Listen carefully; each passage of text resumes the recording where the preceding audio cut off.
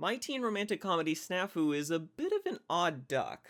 I don't recall there being a whole lot of fanfare before the first season aired, but by the end, it had managed to find a decent enough of an audience that it got some solid word of mouth and got a bit of a cult following.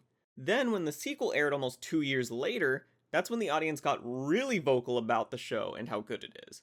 From what I heard, I knew I wanted to check out the show at some point, but mostly just never had the time.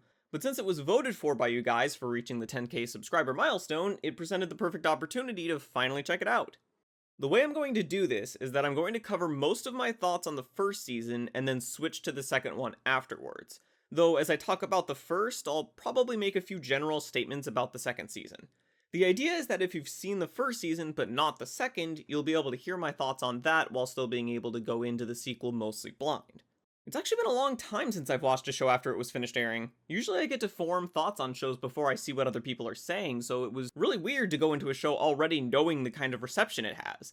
Though it did make for an especially interesting experience with this specific show. To put it bluntly, I spent almost the entire first season wondering why people liked it so much and waiting for it to get better. Honestly, if the show had not been voted to be reviewed, I don't even know if I would have finished the first season. Now, before you bite my head off, give me a chance to explain. It's not all negative. I wasn't completely opposed to the idea of the show. I could see why the first season got the following that it did. It's conceptually interesting on a character front, and at the time that it aired, it was probably quite a breath of fresh air compared to the usual romantic comedy shows. Not to mention everybody was gushing over Attack on Titan, which was airing at the same time, so the contrast of a slower, more character-focused story compared to the big, loud, and dumb popular show that everybody was talking about was probably pretty enticing. I see it, but it just didn't grasp me. There were some serious execution problems that threw me off. I didn't even have a real grasp on the show until the ending episodes. To be fair, that is partially the point, but I don't think it was pulled off as well as planned. The problem started in the very first episode, where Hachiman and Yuki Noshida argue about how to fix his attitude. He claims that he doesn't need fixing, and that he should be accepted for who he is. Yuki Noshida fires back by basically saying that change is required for any problems to be genuinely solved. Obviously, this conversation is thematically important, but this takes place before you're even 10 minutes into the first episode. On your first watch, it's easy to just filter it as aimless banter, given how prone Hachiman is to rambling about stuff in his head and how quickly the whole thing gets dropped. There's barely any emphasis on it. It does establish the characters a bit about where they stand, but it's so early on that you're still trying to remember whose name is whose. Generally, the point of a show's first few episodes is to set up why you should care for what follows. Usually it's some kind of plot, so you just want to see how that progresses. Other shows are more character-focused, so they broadcast how the characters are going to have issues and develop along the way, a signal that doesn't get sent clearly until the end of the season. It can also be something as simple as making the theme clear, so you can see how the show builds on and plays with it. As I said before, this is what Snafu tried to do, but didn't quite manage it. Spend the first 1 or 2 episodes introducing the characters and premise, then near the end of the second or somewhere in the third, introduce the themes. Or if you're like Toradora, introduce everything in the first episode while also making the entire thing revolve around the central theme rather than a throwaway conversation. A solution I can think of would be to make the first problem that the club solves push the ideological conflict between Hachiman and Yuki Noshida. The second season actually has the perfect example of this, considering that's exactly what it did. I get that they needed to introduce Yuigahama, who's the saving grace of this first season, more on that later, but making this conflict clear to the viewers helps the middle arcs have more weight to them. Which is really one of the core problems I had. The middle arcs do set up for the ending episodes, but as you're watching them, they feel incredibly empty. There's almost no weight to anything. Things just sort of happen, and you can't tell what the point of it all is. It doesn't help that most of the problems being solved come off as really mundane and don't seem like they'll ever be brought back up. Though I will say, the middle episodes did have occasional bits of Totsuka, and his interactions with Hachiman tended to be great. Hachiman and Totsuka is the true OTP, by the way. Which reminds me, I also didn't care much for Hachiman himself. I don't think this was much of a writing issue, though, just a relatability one. He seems like the kind of character that's hard to really get unless you can personally identify with his mindset and the stuff he goes through in both seasons. At least that's the impression I get, seeing as the character I actually found myself relating to the most, at least in terms of personal struggles, was Hayato. Though that's more of a second season thing. The one aspect of his that I was bothered by was the portrayal of his flashbacks in combination with his current attitude. I always found it weird that the show would regularly show off Hachiman's complete lack of understanding of social etiquette through the use of comedic flashbacks, yet at the same time have the show revolve around him being socially aware enough to solve the odd jobs the club gets. The idea is that it's in really unusual ways, but the last arc established he's fully aware of the social repercussions of what he does. The intent is probably that he learned from these embarrassing moments, but like most of the stuff in this season, the idea works a lot better than the actual execution. Though while I'm on the topic of specific characters, I did have issues with how Yuki Noshida was handled. I get being vague about a character and their motivations, but you at least need to bring attention to the idea that you're going for that so the audience gets it, or you need to drop some hints about what's actually going on. The show does almost nothing with her for the first half, and then when it does try to do something, it's hard to get a clear grasp on. I get that the relationship she has with her sister is complicated, but I can never tell if she was frustrated with being compared to her and wanted to do her own thing, or if she wanted to be like her but better, which are two very different directions to take a character. It almost seemed like an aspect of her character that should have had its own specific arc to work with, rather than being just an addition to what was already going on in the last few episodes with the festival planning responsibilities being pushed on her. The latter aspect was pretty solid, though. The final arc really is the standout of the first season, mainly because it makes the entire season suddenly make sense thematically, as I said before. Though not in a way that felt like that was the grand scheme of things. You know how there are certain stories where there's some sort of plot twist near the end that makes you rethink previous events or character actions so you see them in a whole new light? It doesn't seem like it was quite going for that. I won't doubt that it probably works a lot better on rewatch, but when you're seeing this all for the first time, the reaction is basically, oh, that's what they were going for? I wish I'd known that earlier.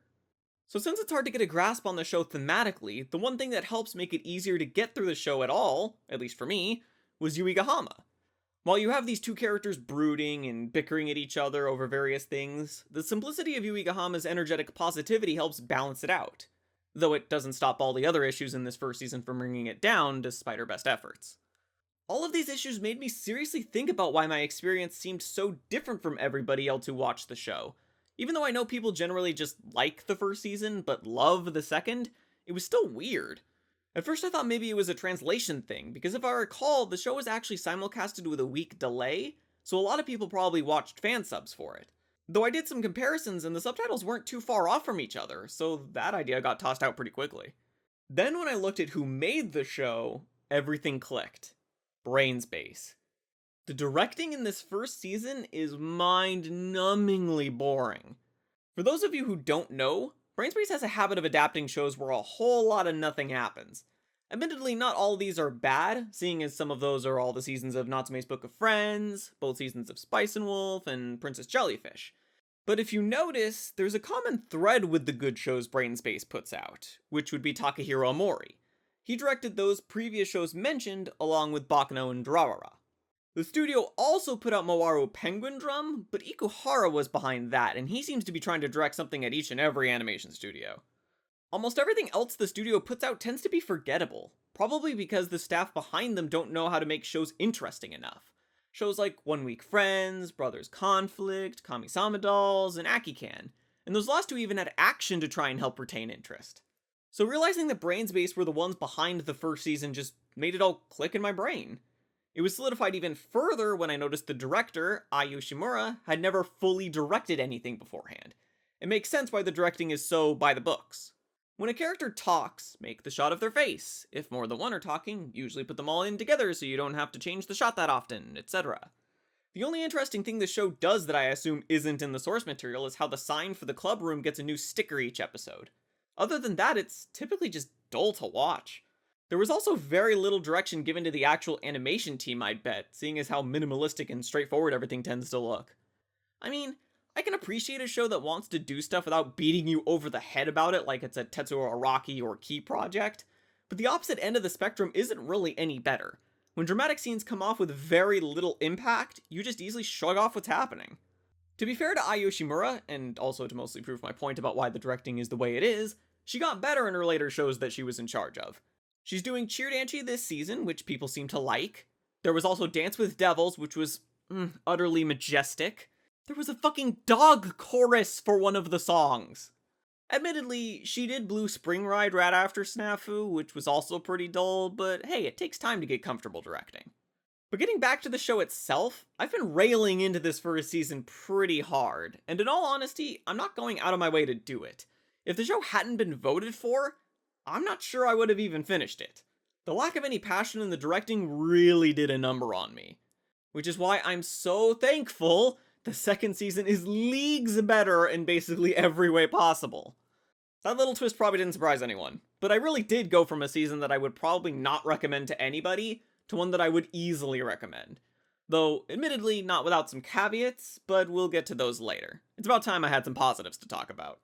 The change of staff and studio for the sequel was easily the best thing to happen to the series. The director the second time around was Kei Oikawa, who doesn't exactly have a sterling record, but has very much grown into their own over time. They started with Minami Kei Kairi, which I believe is the third season, and is following OVA, then did Outbreak Company afterwards, which wasn't exactly a smash hit, but from the snippets I saw at least showed some sense of personal directing style.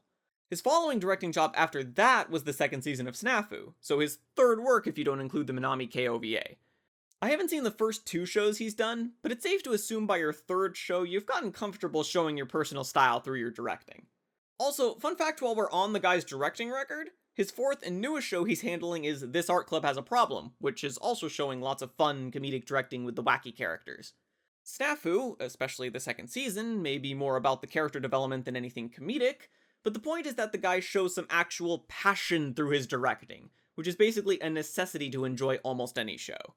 I mean, you literally don't even need to get a minute into the second season to see that it has more mastery of tone than the first could ever dream to have.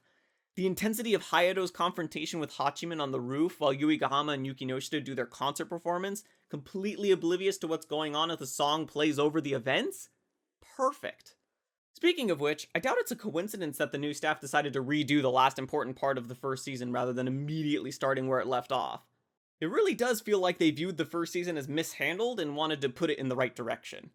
Remember how I said it was weird for the show to have these comedic flashbacks about Hachiman's past? The second season also makes use of flashbacks, but they're noticeably not very funny this time around. They're played far more seriously, which fits much better. Redoing the big conflict at the start of the new season also helped to set up the rest of the episodes thematically, which, as I mentioned before, was something the first season somewhat tried but failed to do. Rather than having arcs that end with the cast just saying, well, that's over now, I guess, it actually focuses on dissecting Hachiman's character for the first half before moving on to the main cast in general. Not to mention, even the side group with Hayato and crew got some nice development this season. Well, with the exception of Yumiko. She's still just sort of there. It was already nice that the story didn't just completely abandon those guys, but for the first season they just sort of randomly popped up and didn't add much other than a bit of comedy for the sillier ones in the group, so the development was a nice touch. The point is that having the problems revolve around people you know rather than randomly introduced ones leads to better development and just generally more investment in what's going on.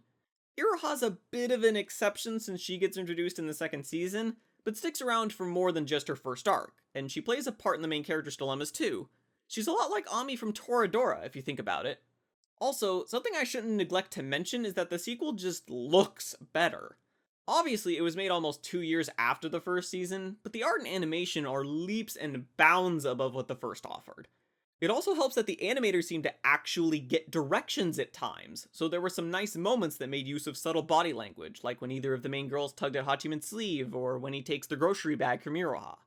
A lot of these slower shows tend to live or die by their directing alone, because a good director can even make mundane activities seem lively and entertaining. That alone was enough to make the second season infinitely more enjoyable to watch. So throw in themes of characters learning not to run away from their problems and face the scary reality of growing up, and you've got a pretty darn good show on your hands.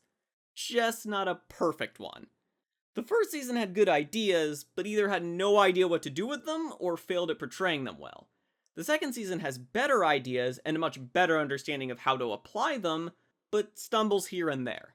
Admittedly, one of the issues isn't the fault of the sequel in and of itself. One of the things bringing down the second season is, unfortunately, the sheer existence of the first one. Maybe it's a fault of mine, but it's impossible for me to split the two despite it being pretty clear the new staff wanted to take the show in a different, and arguably more correct, direction. Every time climactic scenes were happening, I couldn't help but remember the first season and how it felt like it had screwed up the setup for everything that was happening, despite the second season's best efforts. It just makes the developments feel too sudden because there was all that empty space in the first season that could have been used to set up for it. As for issues that the second season is responsible for, which sort of ties into the last complaint, is just how much conflict there was.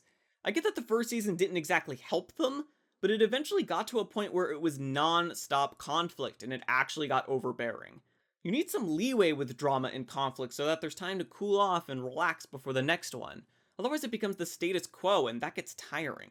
This problem was compounded when characters started doing something I call talking to the audience.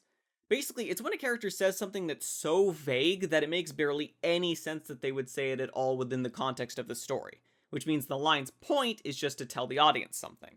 The second season of Snafu actually has quite a few of these, but the one that bugged me the most was Yuki Noshida's line on the water ride as they're about to go down the waterfall. She asks Hachiman to save her, which gives him the expression you'd expect: utter confusion.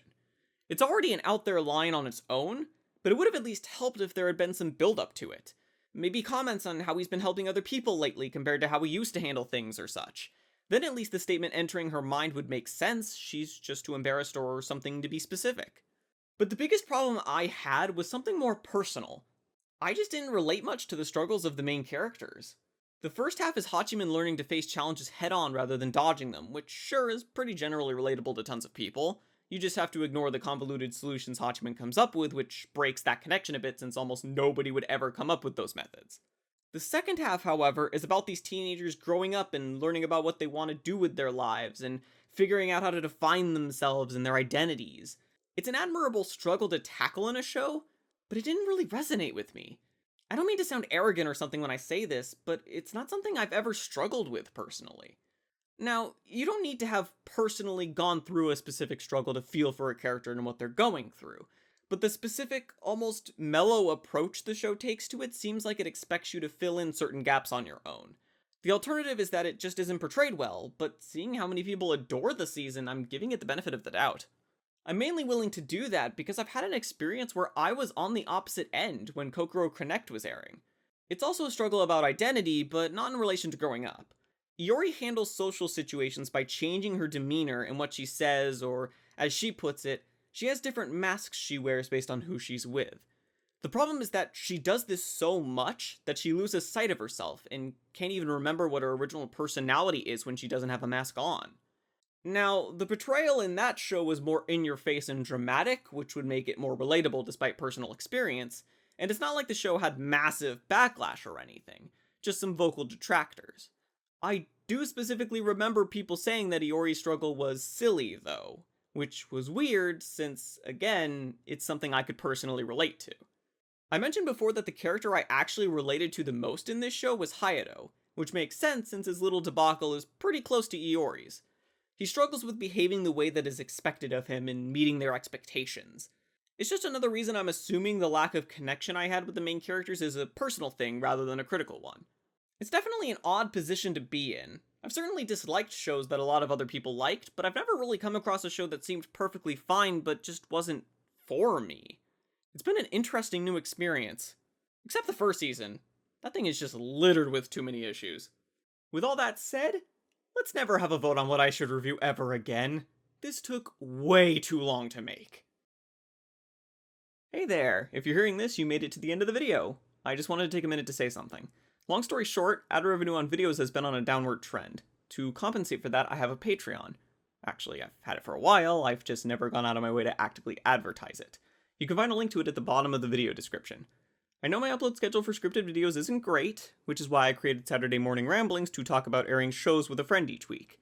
But if you still only care about scripted stuff, something you could do is put down a donation, then if I don't get a scripted video out that month, remove it for the next month. You are in complete control of how much you want to donate, if at all, and it also works as pretty good motivation for me. Even if motivation isn't exactly the reason these take so long. Anyways, thanks for listening and have a great day. Or night.